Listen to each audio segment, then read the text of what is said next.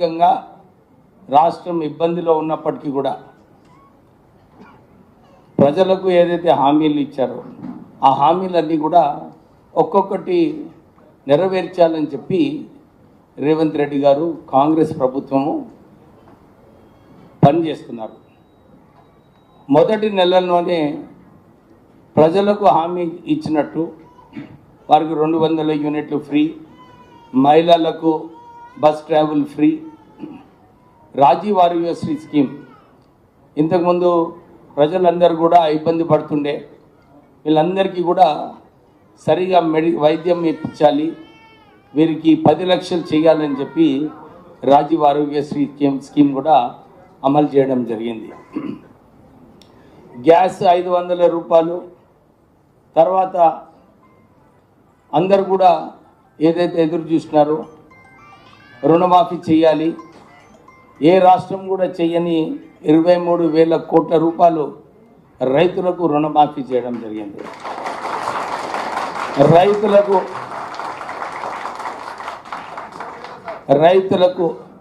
రైతు భరోసా ఏదైతే స్కీమ్లో ఉన్నారో 6,000 రూపాయలు ఎకరానికి ఇవ్వాలని చెప్పి మొన్న కూడా ప్రజలందరికీ కూడా రైతు భరోసా ఇవ్వడం జరిగింది. తర్వాత సన్న బియ్యం గురించి మీరు అందరూ ఎవరు కూడా ఊహించలేదు. ఇంతకుముందు దొడ్డు బియ్యం వస్తుండే, ఇప్పుడే ఎమ్మెల్యే గారు చెప్పినట్టు ప్రజలందరూ కూడా ఆ రోజులలో దొడ్డు బియ్యం అమ్ముకునేది, చాలా మటుకు ఈ రైస్ బయటికి పోయేది. కానీ ప్రజలకు ఒక మంచిగా సృష్టిగా భోజనం చేయాలి, వీళ్ళందరూ కూడా బాగుండాలని చెప్పి ఈ ఫైన్ రైస్ ఏదైతే రాష్ట్ర ప్రభుత్వం అమలు చేసిందో నాకు నిజంగా ఆశ్చర్యపడుతున్నాను. మా కాన్స్టిట్యున్సీలో మొన్న కూడా పోయినప్పుడు చాలామంది వచ్చి నాకు చెప్పినారు, సార్ సన్నబియ్యం చాలా మంచి కార్యక్రమం తీసుకున్నారు, ప్రజలందరూ కూడా చాలా సంతోషపడుతున్నారు, ఈ కార్యక్రమం ఎట్లనన్నా కొనసాగాలని చెప్పి చాలామంది అడగడం జరిగింది. కలెక్టర్ గారు మీరు కూడా కొద్దిగా దీనిపైన దృష్టి పెట్టండి, ఇన్స్పెక్షన్ చేయండి.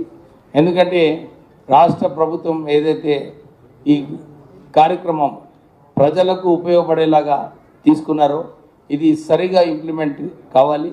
నేను ఒక వారం 10 రోజుల నుంచి సిద్దిపేట, మెదక్ జిల్లాలో మొన్న సంగారెడ్డి కూడా పోయాను, నర్సాపూర్ పోయాను. ఎక్కడ కూడా నాకు ఇలాంటి కంప్లైంట్ అయితే ఎక్కడ రాలేదు. కేవలం సిద్దిపేటలోనే వచ్చింది. మనం కూడా రాష్ట్ర ప్రభుత్వం ప్రజలకు మేలు చేయాలని చెప్పి ఈ సన్నబియ్యం కూడా సరిగా ఇవ్వాలి. రాష్ట్ర ప్రభుత్వము మొన్న ఎలక్షన్లలో చెప్పినారు, సన్నడు వడ్లు వేస్తే రైతులకు 500 రూపాయలు బోనస్ ఇస్తామని చెప్పి కూడా వారు మాట ఇవ్వడం జరిగింది. దాని ప్రకారంగానే రైతులు చాలామంది కూడా ఎవరైతే సన్న వడ్లు వేసినారో వాళ్ళందరికీ కూడా 500 రూపాయలు ఈ బోనస్ ఇవ్వడంతో రైతులు కూడా చాలా సంతోషంగా ఉన్నారు. ఒకవైపు రైతులు సంతోషంగా ఉన్నారు, ఇంకోవైపు ప్రజలకు చాలామంది, నేను ఒక ఎమ్మెల్యేగా అయినాక తర్వాత మంత్రిగా అయినాక చాలామంది విద్య గురించి మాకు గురుకుల్ స్కూల్లో అడ్మిషన్ కావాలి అని చెప్పి చాలా డిమాండ్ ఉంది. రాష్ట్ర ప్రభుత్వము విద్యా రంగంలో ఒక మంచిగా చేయాలి అని చెప్పి ఇంటిగ్రేటెడ్ స్కూల్స్ కూడా ఆలోచనతోని వారందరూ కూడా చెప్పడం జరిగింది. నేను మొన్న ఇక్కడికి వచ్చినప్పుడు కూడా సిద్దిపేట జిల్లాకు కూడా ఒక ఇంటిగ్రేటెడ్ స్కూల్ వస్తే బాగుంటుందని చెప్పి కూడా మాట్లాడడం జరిగింది. అంటే అన్ని రంగాలలో ప్రజలకు మేలు చేయాలి, వాళ్ళందరికీ కూడా ఏదైతే హామీలు ఇచ్చారో మొన్న ఎలక్షన్లో అది పూర్తిగా చేయాలని చెప్పి రాష్ట్ర ప్రభుత్వం ముందుకు వెళ్తుంది. మీరు చూసినారు మొన్న ఇందిరమ్మ ఇల్లులు కూడా 3,500 ఇల్లు ఒక్కొక్క కాన్స్టిట్యున్సీకి ఇవ్వడం జరిగింది. ప్రొసీడింగ్స్ కూడా ఇచ్చారు. నేను ఇప్పుడే రివ్యూ మీటింగ్లో బడ్జెట్ పేపర్స్ చూసినప్పుడు దాంట్లో కూడా చాలామంది ప్రారంభం చేస్తున్నారు. నేను అధికారులకు ఇదే సూచన ఇస్తున్నాను, ఎక్కడైతే నిజంగా బీద ప్రజలు ఉన్నారో వారికి ఏదైతే ఇనిషియల్ అమౌంట్ కొంచెం ఆర్థికంగా మనము బ్యాంక్ లింకేజ్ అన్న ఏదో ఒక రూపంగా వారికి సాయం చేసి వీళ్ళందరూ కూడా పని స్టార్ట్ చేస్తే చాలా బాగుంటుంది. ఎందుకంటే బేస్మెంట్ వరకు వచ్చే కార్యక్రమం తీసుకోవాలి మనము. ₹1,00,000 వారి అకౌంట్లో వస్తే వారు నెక్స్ట్ ఫేజ్ ఏదైతే ఉందో కాలమ్స్ వేయడానికి వారికి కూడా ఒక మంచి అవకాశం వస్తుంది. అంటే ఇందిరమ్మ ఇల్లులో మీ అందరు తెలుసు 1970లో ఇందిరాగాంధీ గారు ఆ రోజులలో బీద ప్రజలకు వారికి అసైన్డ్ భూములు ఇవ్వడము, వాళ్ళకు ఇల్లులు కట్టడము, ఆ రోజులలో ఇందిరమ్మ ఇల్లులు అన్నీ కూడా చాలా సక్సెస్ఫుల్గా చేశారు. 12 సంవత్సరాల క్రితము కాంగ్రెస్ ప్రభుత్వం కూడా ఇందిరమ్మ ఇల్లులు అని చెప్పి ఆ రోజులలో ప్రజలకు ఇందిరమ్మ ఇల్లులు కట్టించినారు.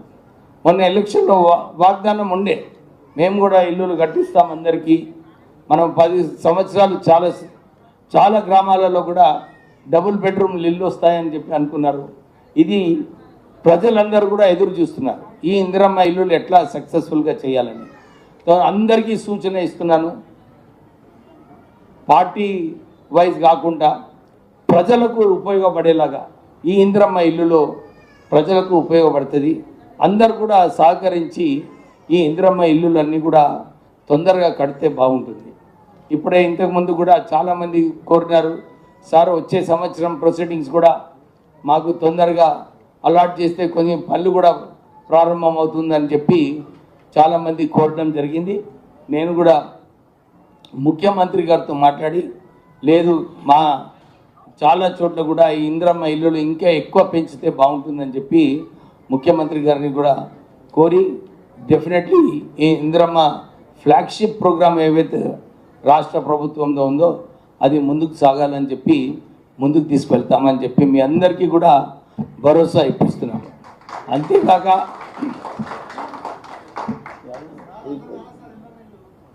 ఉండే వస్తే అరే 10 సంవత్సరాలు వెయిట్ చేసిందే పాపం పోతుంది.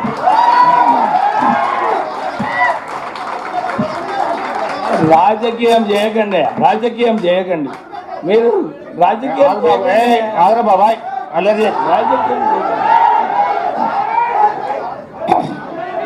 అరే అయ్యి అందరూ ఒక నిశ్శబ్దంగా ఉండండి. అరే మంచి కార్యక్రమం, రాజకీయాలు లేకండి.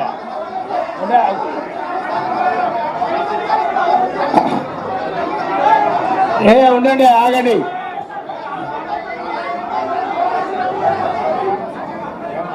अरे वहां लोग स्टार्ट करो ना सर, मैं कुछ भी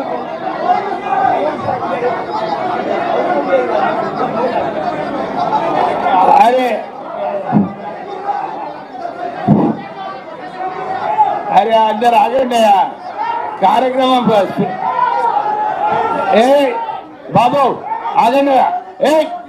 ఆగండి కార్యక్రమం కానివ్వండి. లబ్ధిదారులు అందరు ఉన్నారు, ఊకుండండి బాయ్ ఊకుండండి. అరే వాళ్ళకే నష్టం అవుతుందయ్యా, మీరు ఊకుండండి. బాబు ఆగండి, కూర్చోండి. ఇట్లా చేస్తే బయటికి పంపిస్తాను నేను. ఆగండి మీరు కూడా వదలకండి. మీరు ఇట్లా చేస్తే మీకు కూడా బయటకు పంపిస్తాము. ఆగండి. సో అరే ఎందుకు ఇంత గడబడి చేసేది అవసరం ఏముంది? ప్రజలకు, బీద ప్రజలకు ఎవరికైతే పైకప్పు లేదో వాళ్ళందరికీ కూడా ఒక మంచి అవకాశం ఈ ఇందిరమ్మ ఇల్లు రావడం. అందరూ కూడా కలిసి పాపం బీద ప్రజలకు ఇల్లు వస్తే చాలా మంచిది, అందరికీ మంచిది అది. సో మీరు రాజకీయం చేయకండి. ఇది రాష్ట్ర ప్రభుత్వము ఒక ఫ్లాగ్షిప్ ప్రోగ్రామ్గా తీసుకోవడం జరిగింది. నేను చాలా చోట్ల కూడా ఎవరైతే బేస్మెంట్ వర్క్ పెట్టుకున్నారో వాళ్ళందరికీ ₹1,00,000 వాళ్ళ అకౌంట్లో ఆల్రెడీ రావడం జరిగింది. సో ఇక్కడ సిద్దిపేట కూడా కలెక్టర్ గారికి ఇదే చెప్తున్నాను, దీంట్లో మీరు దృష్టి పెట్టండి. ఎందుకంటే నిన్న ఆల్రెడీ ముఖ్యమంత్రి గారు సీఎంస్ కాన్ఫరెన్స్ అయినప్పుడు మీకు సాగునీటి గురించి, మంచినీటి గురించి ఇవన్నీ కూడా రివ్యూ చేయడం జరిగింది. ప్రత్యేకంగా యూరియా కూడా నేను ఈ రివ్యూ మీటింగ్ అజెండాలో కూడా చూడడం జరిగింది. ఎక్కడ కూడా యూరియా షార్టేజ్ లేదు. సో మీరందరూ కూడా ఈ లబ్ధిదారులకు అందరికీ కూడా ఇదే సూచన. బాబు ఇది మరి రాష్ట్ర ప్రభుత్వం కార్యక్రమమయ్యా, కూర్చోండి. అయితే అందరూ ఎవరైతే లబ్ధిదారులు ఉన్నారో ఉండయా బాబు, చెప్తే వినబడతలేదా? లబ్ధిదారులందరూ కూడా ఒక సూచన, ఎందుకంటే ఈ స్కీమ్లో 600 స్క్వేర్ ఫీటే కట్టుకోవచ్చు. 600 స్క్వేర్ ఫీట్లు మీరు 10 స్క్వేర్ ఫీట్లు 20 స్క్వేర్ ఫీట్లో ఎక్కువ కట్టుకోవాలనుకుంటే కంప్యూటర్ యాక్సెప్ట్ చేయదు. కంప్యూటర్ యాక్సెప్ట్ చేయకుండా మన పైసలు రావు. మళ్ళీ మీరు వచ్చి లీడర్లకు వెనుకబడి సార్ ఎట్లనన్నా పైసలు ఇప్పి అంటే రావు పైసలు. నేను నిజంగా చెప్తున్నా, అందరికి కూడా నాయకులకు చెప్తున్నా, లబ్ధిదారులకు చెప్తున్నా, పైసలు రావు. సో మీరు ఆ పరిధిలో ఏదైతే ఉందో 600 స్క్వేర్ ఫీట్ పరిధిలో ఉందో మీరు దాని ప్రకారంగా కట్టుకోండి, చాలా మంచిగా ఉంటుంది. సో మీకు ఈ రేషన్ కార్డ్స్ కార్యక్రమం మీరందరూ కూడా రావడం జరిగింది.